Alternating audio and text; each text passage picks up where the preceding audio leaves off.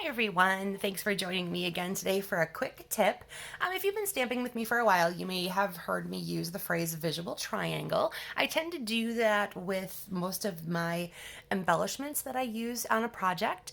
Sometimes it's the layout itself, but I just want to go over a little bit what that means. So for example, on this project here, it's the way I have placed my red rhinestones. Now, as you can see, they kind of go in a triangular pattern, which is supposed to draw your eye across the project and take in everything that you see.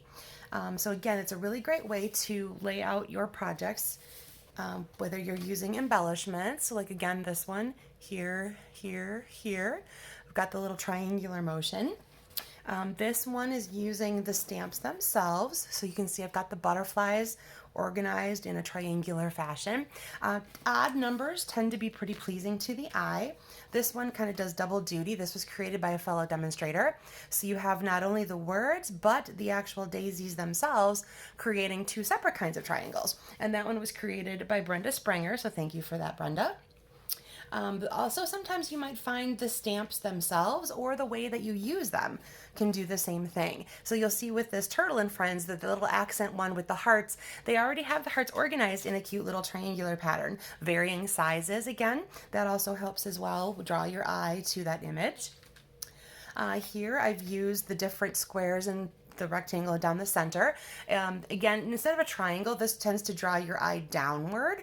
So again, taking your eyes across the entire project and making you really focus on all of the elements therein. So again, working with odd numbers is always a good way to go.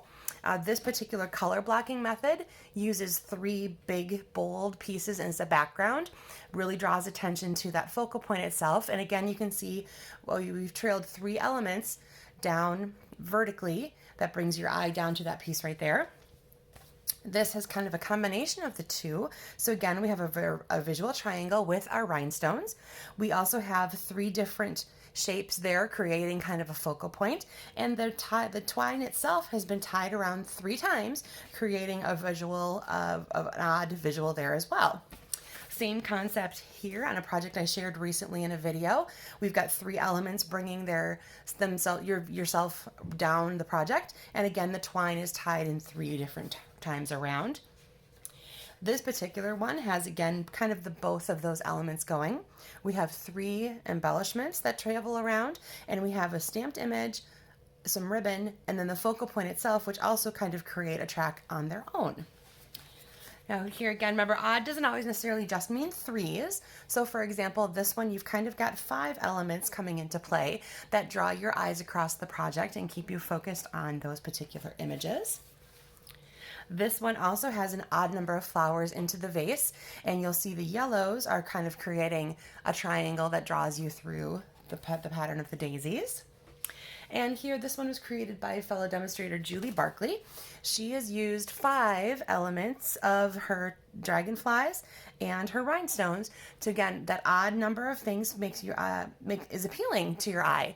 And so I recommend playing with the odds being in your favor and working on creating visual triangles when you consider either an embellishment layout or stamped images, etc., for when you want to get creative. Thanks for joining me today, everybody. Bye now.